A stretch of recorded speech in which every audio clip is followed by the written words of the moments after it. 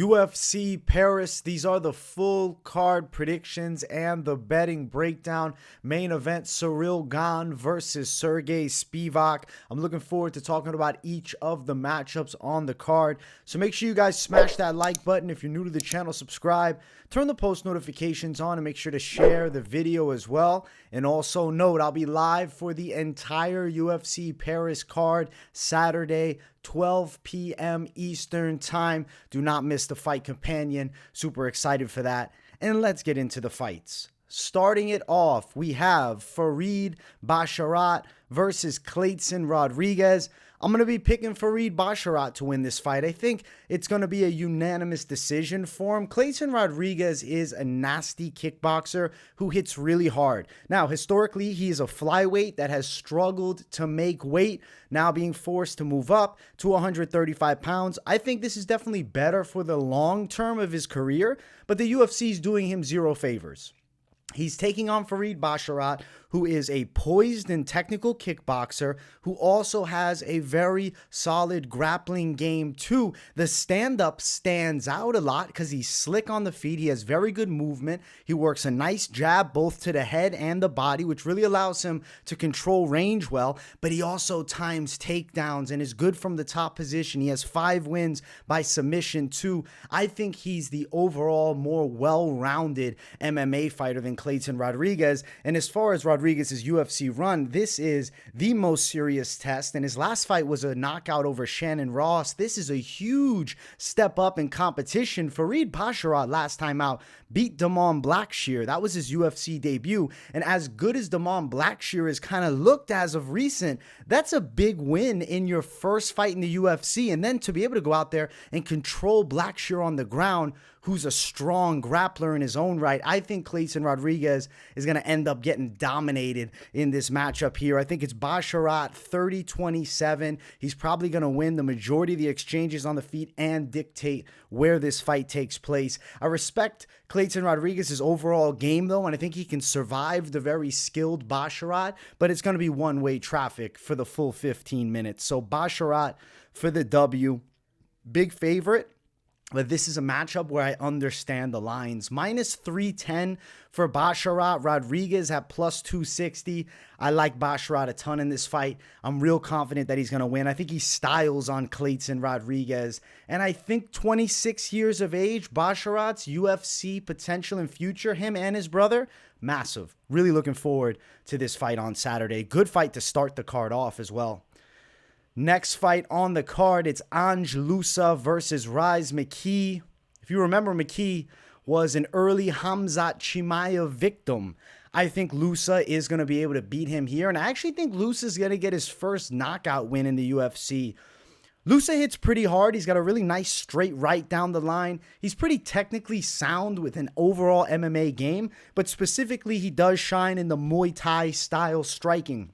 Rhys McKee is a longer kickboxer who does work a decent jab, but is fairly upright with his striking. I don't think the chin is necessarily high, but McKee also doesn't have crazy slick head movement, and I see Loosa's right hand as a factor. Being the shorter fighter, Loosa's going to have to close the gap a bit on McKee. I believe he's going to. I think he lands some hard punches to McKee's face.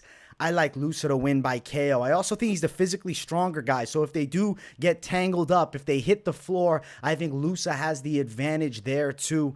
I just got to go Loosa to get it done. McKee's last one, he fought Cage Warriors. It was for the belt, and it was over Jim Wallhead he was able to beat. Wallhead, very experienced guy, 39 years of age, and he's finding some decent shots on the feet. And I think if Loosa's landing those same punches, it's putting the lights out. Now, for Loosa, looking at his last matchup, it was AJ McKee, who's got a 67-inch reach and is, a rather shorter-armed fighter in the UFC welterweight division. He's kind of going in the opposite direction here. He's going to have to overcome a disadvantage in the reach against Rhys McKee. And if you look, Loosa did struggle with a long guy in Munir Lazzez, but I do think Lazzez has more stopping power in his punches than Rhys McKee, has the physical strength over Rhys McKee. I think this is a matchup that there's going to definitely be competitive moments in the stand-up, but Loosa is going to land the more significant strikes, and I think he will be able to put it on McKee and put him out. I'm going to go Loosa to win by KO. I'm feeling a stoppage here. I think he can get his first UFC knockout. He hurt Fletcher in their fight, and he's obviously very durable, being Ange Loosa. He went distance with the Jack Della Maddalena on the Contender Series. I think Loosa can do it. He can break the win-loss, win-loss, win-loss pattern that he has running in his career. And I think he can go 2 in a row here and take out Rhys McKee in a hard fight, but a winnable one. As far as the odds, Ange Loosa is a minus 182 favorite. McKee around plus 157 as the dog. You're not crazy to think Rhys McKee has a chance to keep it at distance and win a decision, due to matches like Loosa versus Mounir Lazzez. But I just think the harder punches coming from Loosa, the fact that he is going to be closing the gap on McKee. And though McKee works decently from the outside, he's not a guy with serious sting. Now, if he finds a precise shot, sure, he could wobble Ange Loosa. But I think Loosa's chin holds up very well in this stylistic matchup. And I think he's going to be pressing forward on a McKee. And if it has to come down to grappling, my advantage side is Loosa. So if he ends up having, to go long and win a decision, I don't see that as impossible here. Loosa, is consistently going long in fights. I do think he can get a knockout in the second round potentially here. So I'm going to go Loosa. I'm going to go KO. I think he finally gets a finish inside of the UFC here over Rhys McKee. Next fight on the card is Nora Cornolle versus Joselyne Edwards. What a weird fight here, because Nora is 34 with a lot of hype on her, but she's literally fought nobody. And then you got Joselyne Edwards, who's kind of as far as her games looked in the UFC, but she's riding a 3-fight win streak. So I got to go Joselyne Edwards to win. I'm going UFC experience. I got 13-4 Edwards with UFC experience versus Nora Cornolle, who hasn't fought really anybody of note. You look at her last win, right? 4-2 fighter over at UAE Warriors, a debuting fighter 6 months ago, a 12-10 fighter 7 months ago. She's recently gotten into MMA. Now, obviously has a striking background, but I don't think that Joselyne Edwards is going to be defeated by Cornolle, even though she has the stand-up game, being Cornolle, and she throws with some decent pop in her hands. She's not, this perfect, impeccable technique, right? And you've seen high-level strikers from kickboxing / Muay Thai come into MMA, and MMA fighters are still able to outtouch them. The MMA striking, when you shrink the gloves down, when you add the threat of the grappling, when you make it in a cage, no longer a ring, the striking does change. And I think Joselyne Edwards has a pretty decent kickboxing game. She's got a well-rounded tool set. She's younger. She has higher level matchups inside of MMA. You got to go Edwards, regardless of what you thought with this Pudilova fight. A lot of people thought that Edwards lost, right? So Pudilova still 14-7 MMA fighter. Ji-Yoon Kim, experienced girl, 9-5-2. The win over Romana Pasquale, who was 6-3, was clean. I think Edwards can win a hard-fought decision here over Nora. I'm just not sold yet. I could ride with the hype train, right? And I know a lot of people are gonna, but we haven't seen any evidence that she can perform dominantly and beat up girls at a high level of mixed martial arts. And I'm going to ride with somebody in Joselyne Edwards who's won at a high level before, even though notoriously I look at Edwards and I'm less than impressed. I'm underwhelmed with Edwards normally. Cornolle could go out there and put it on her. This is not one of those fights where I'm like, yo, bet it down. It's the lock. At the end of the day, it's a coin flip women's fight that I think Edwards' UFC experience is going to give her this much to get an edge and get a win on the cards. Minus 119 Edwards, minus 101 Cornolle. It's an even Stevens line. It's a pick'ems fight, as it should be. It's a coin flip. You have Cornolle, who might be a pretty menacing striker and beating the shit out of her opponents that she's recently fought, but none of them are UFC caliber. Zero. Joselyne Edwards is winning against UFC fighters. I have to bring that in. I'm not going to pick somebody at 34 making their debut, regardless of how good the potential background and striking was. I need to see it. And it's not like, oh, she fought an LFA and won a belt there. Okay, we know she's beaten these top prospects. That's not what it is. She's fighting UAE Warriors, sure.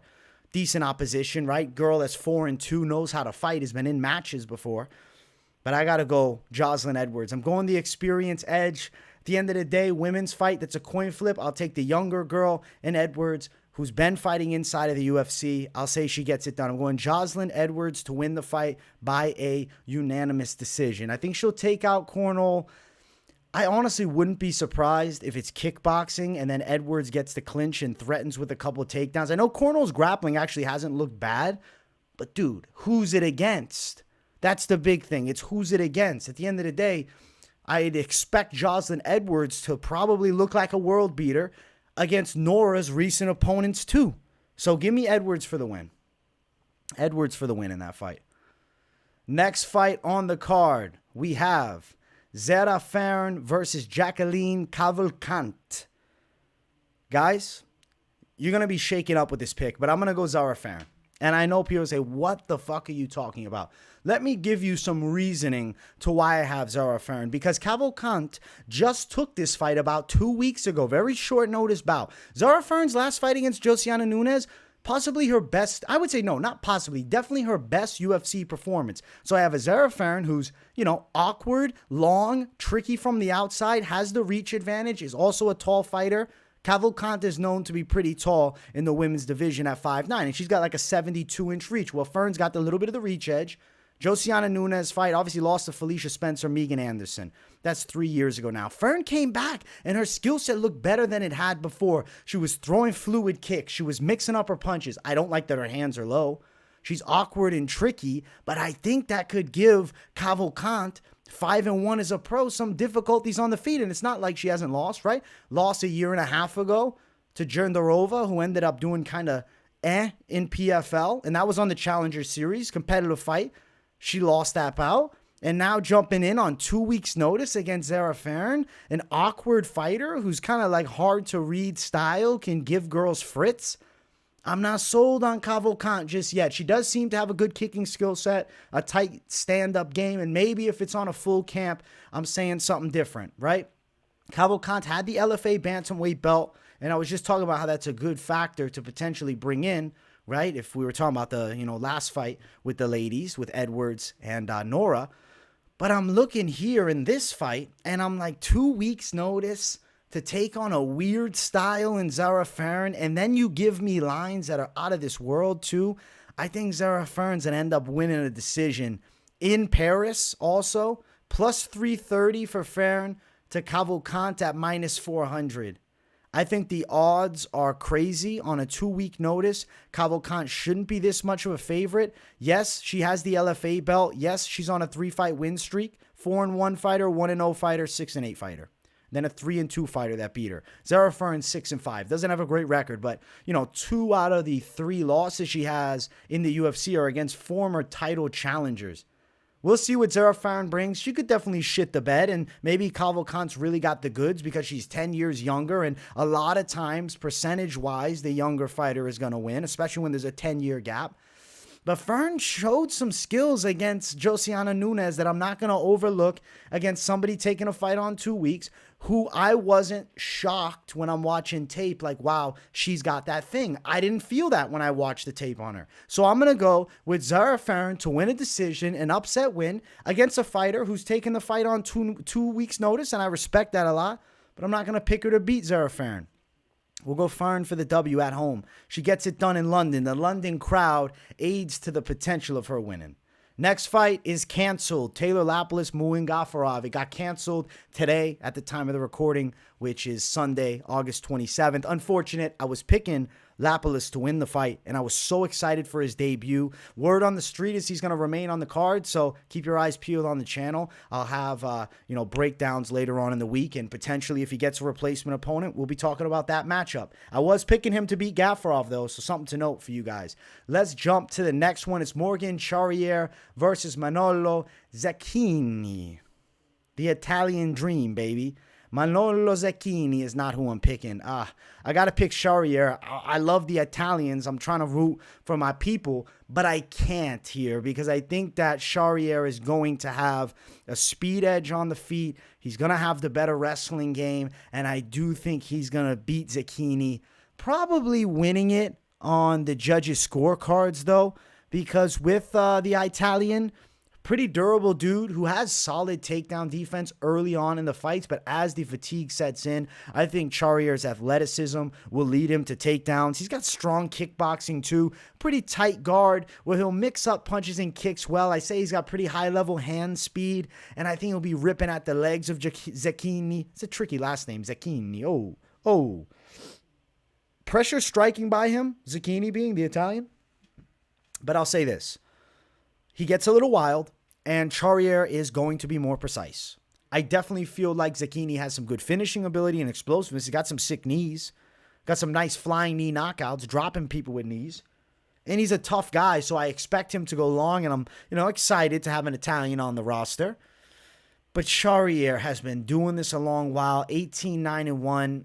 At the end of the day, I think it's time for him to get a W in the UFC. Obviously, this is his debut. And against Zecchini, very winnable matchup for him.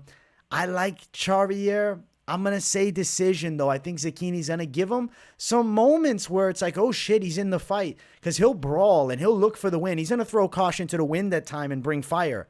Charriere then, at those points where Zecchini really opens up and gets a bit wild, times takedowns. Zecchini's got decent takedown defense, but eventually he'll be on his back. On the feet, he's a little bit at a disadvantage as far as technique, but his grit and dog toughness can, somewhat close that gap. But I don't think he's going to have the chops to knock out Morgan Charriere. So give me Charriere for the win. I think he's getting it done. Disappointed I couldn't pick the Italian, man. Minus 290 for Charriere.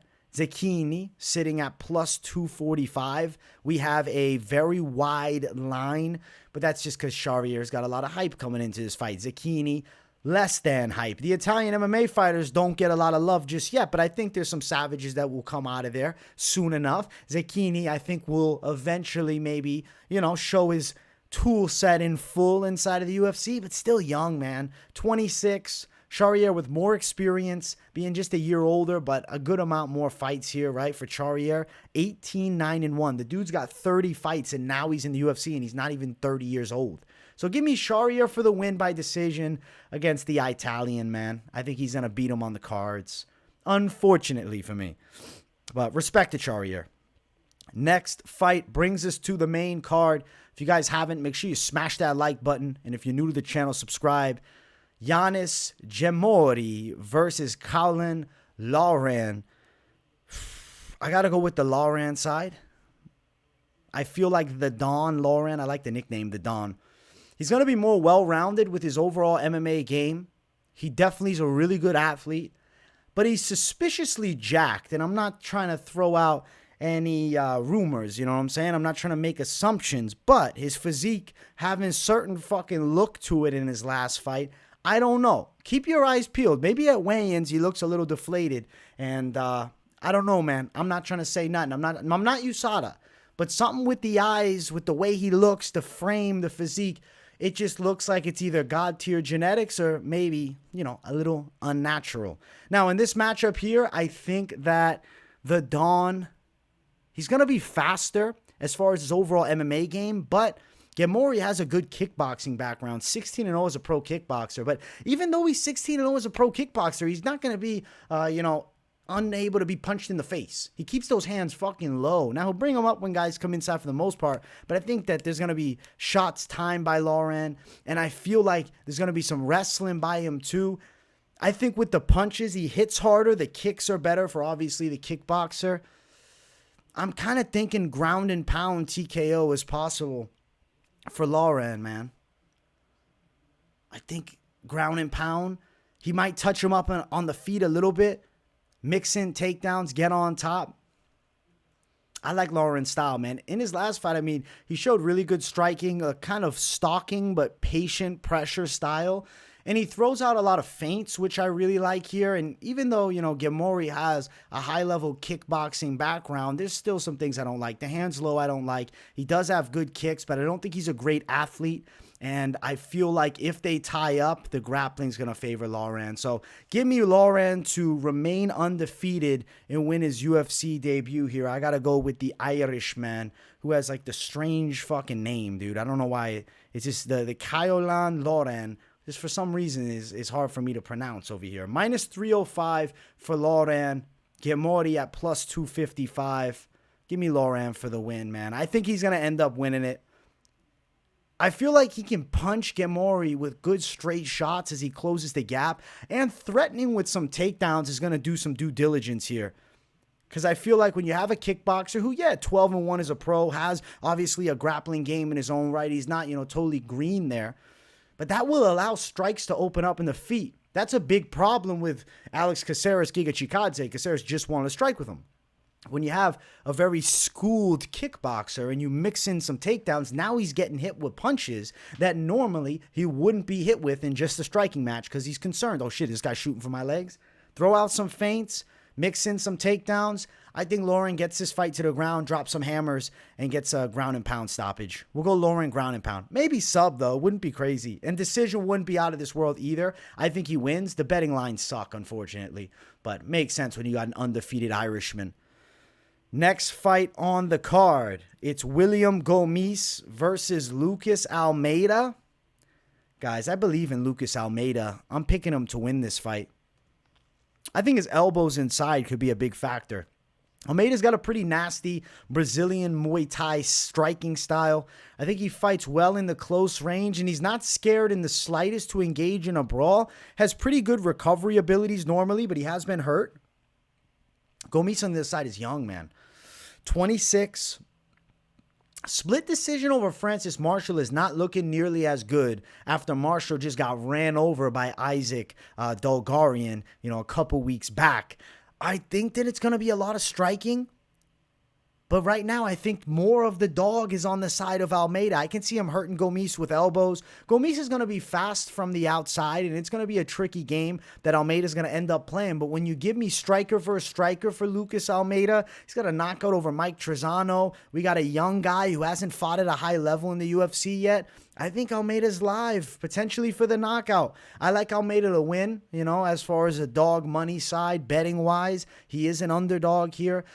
He's sitting at a line that I can't see. Plus 125, Almeida. Minus 145, Gomis. I like the plus money of Almeida.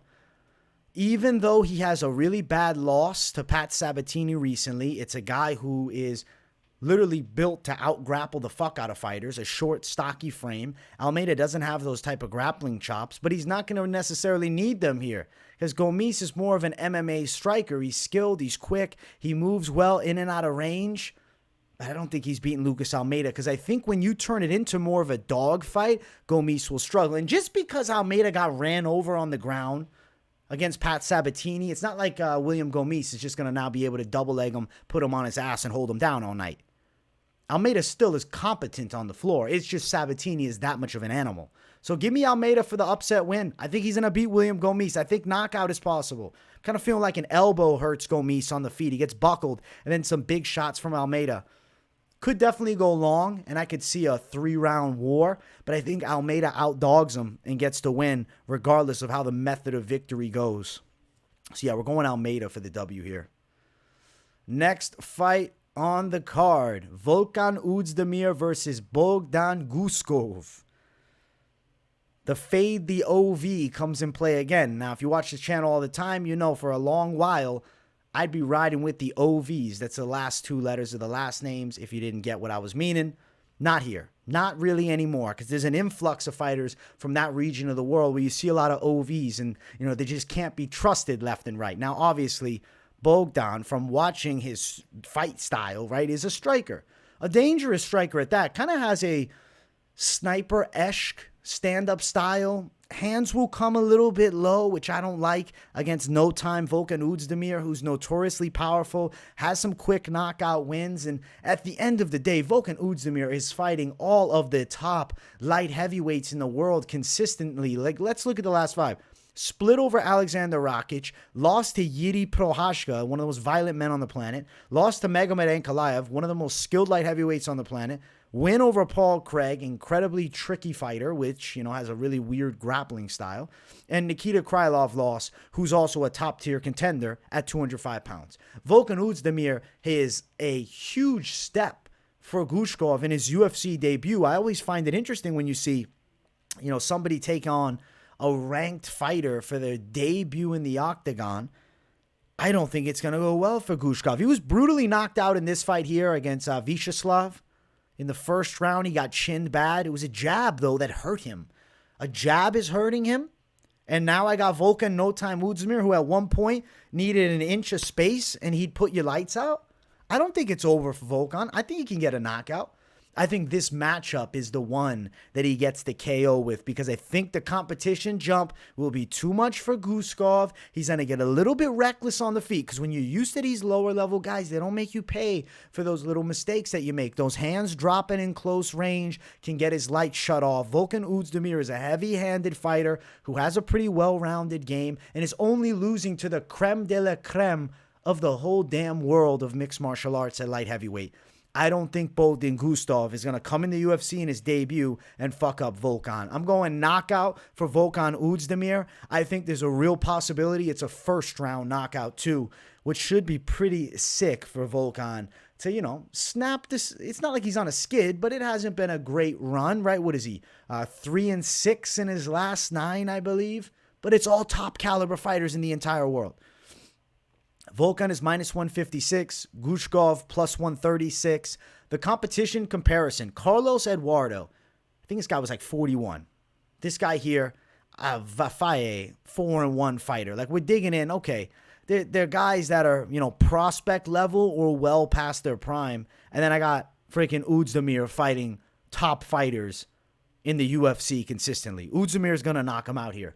I think this is way too much of a step up in competition for Guskov. Knockout win, Volkan Oezdemir. He chins Guskov in an impressive fashion, and in some ways kind of avenges his loss, rather, Anthony Smith, because, dude, Guskov, to me, he looks like the Uzbek Anthony Smith. Very similar type features with the bald heads and the, big tattoos. So, yeah, I'm going Oezdemir to take out the Uzbek Anthony Smith, Bogdan Guskov. Volkan Oezdemir getting it done. It's going to be a knockout win, and I do think it's in that first round. Next fight on the card, it's Benoit Saint-Denis versus Thiago Moises. I'm going to be picking Benoit Saint-Denis, but it's not because I don't want to be featured on, his highlight reel. If you saw his last fight against Ismael Bonfim, he posted on Twitter, and you see me in the freaking video saying that I'm picking Bonfim. Benoit Saint-Denis not going to have it for him on the feed. He's going to get knocked out, and he was, like, silencing the haters. Benoit, I'm not hating on you. I'm just telling you what I think with the fights. I'm picking you here. Not just because that video, though. I actually think that he showed us a lot against Bonfim.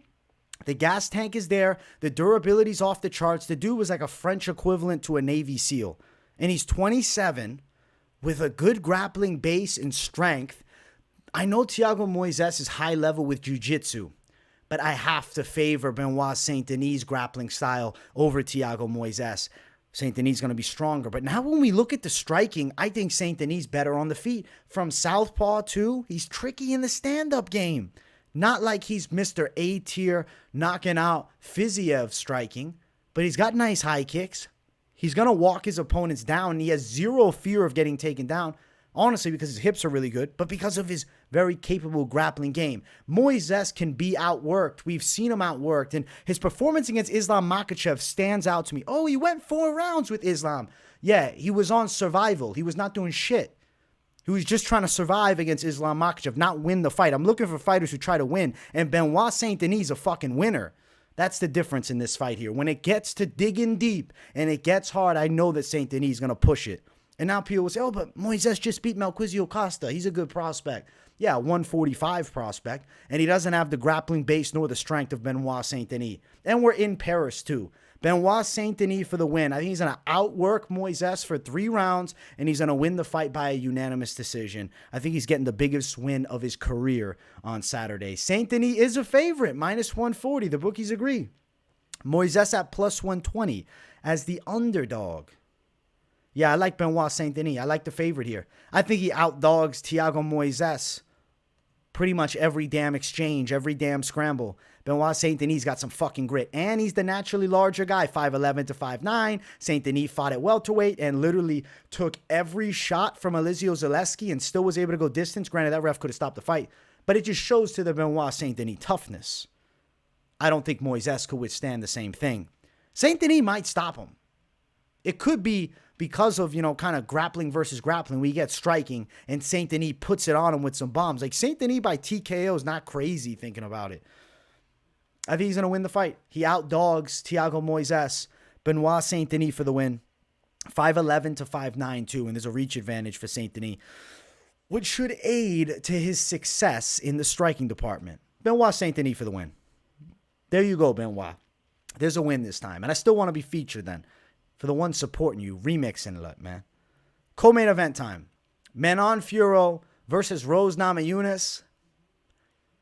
Guys, I'm picking Rose Namajunas to win this fight. I know Manon Fiorot is the fucking hype train. But Erin Blanchfield would kick her ass. How about that? I'm on Team Blanchfield all for the win. I know people are saying the winner of this fight could steal the title shot.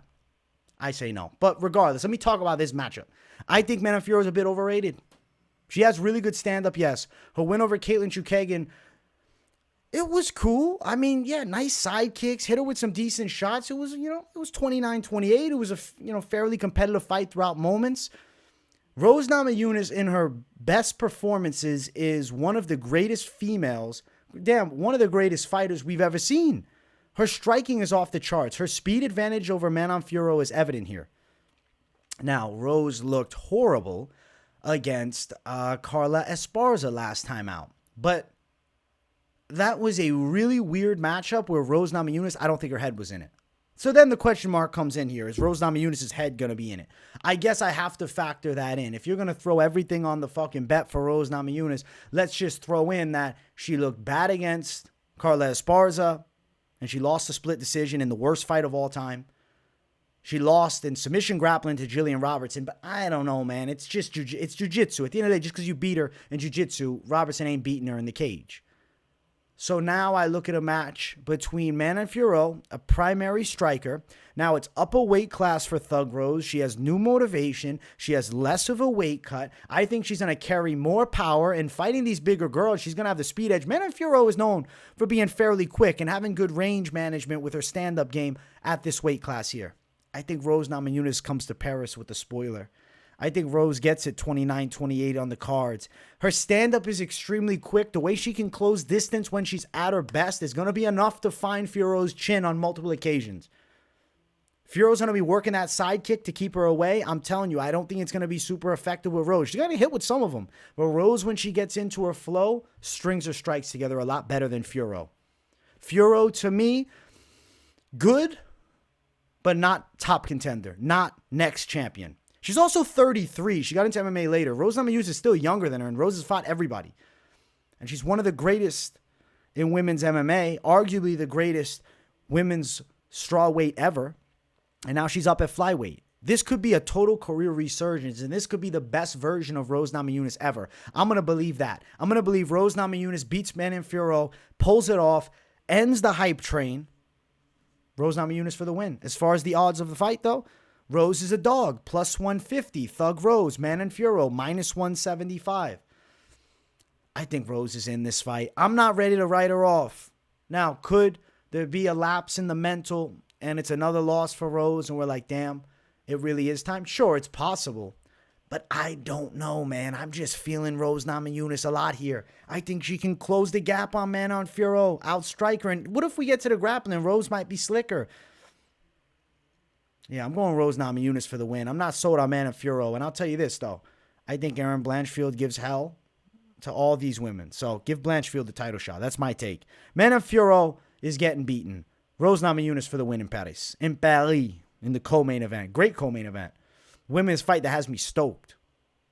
Main event of the evening. If you guys haven't yet, make sure you smash that like button. And if you're new to the channel, subscribe. It's Ciryl Gane versus Sergey Spivac. I'm going to be picking Ciryl Gane to win here.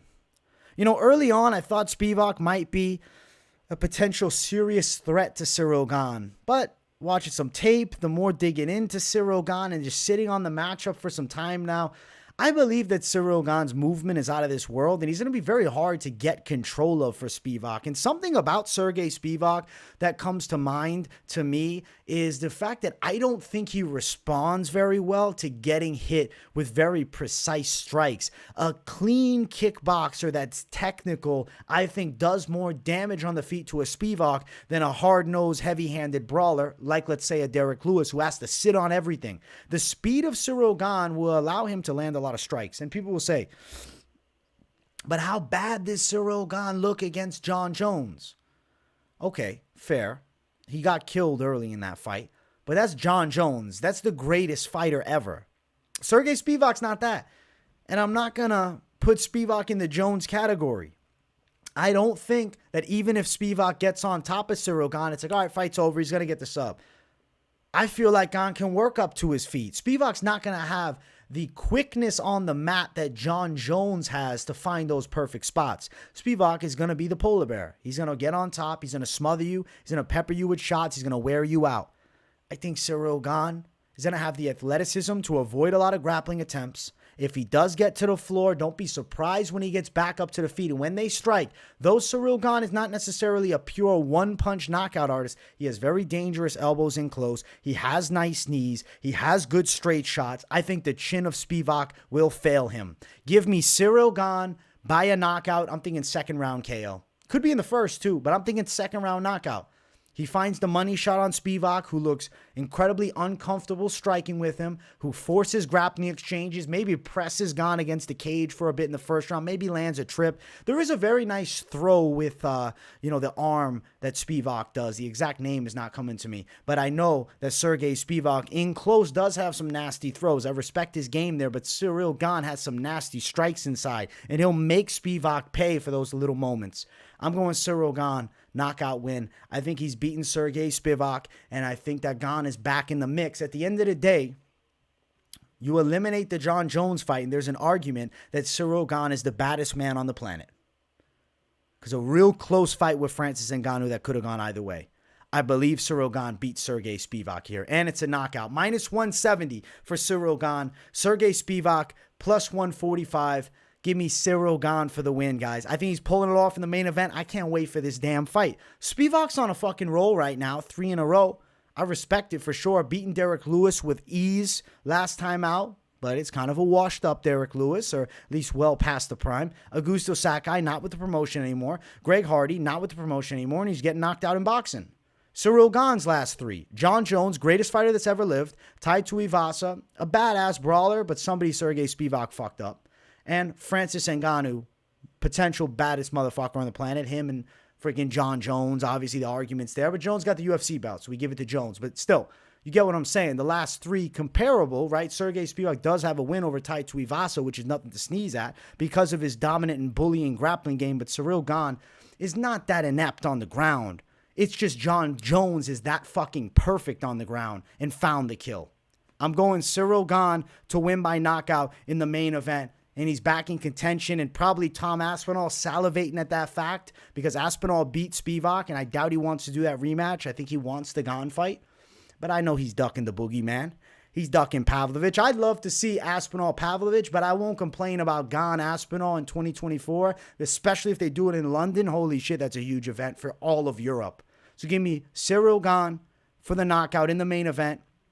UFC Paris bringing the heat. I hope you guys enjoyed the breakdown. It was a lot of fun. I'm stoked, man. I'm excited as hell for this card. I'll be live for it all, as I said earlier, 12 p.m. Eastern time. Don't miss the Fight Companion. Much love, my people. I appreciate you all tuning in. Smash the likes. If you're new, subscribe. Turn the post notifications on, and don't just have them on personalized. Put them on all so you get all notifications so you don't miss a video, because I got content dropping every single day of the week. If it's not a video, it's a live stream. So keep your eyes peeled right here on the MMA Experts channel. Much love, my people. Let me know what you thought of the picks in the comments. If you got nothing to say in the comments, as always, drop a W in the chat to boost the algorithm for your boy. Thank you all for watching, and I'll see you all in the next one. Peace, everybody.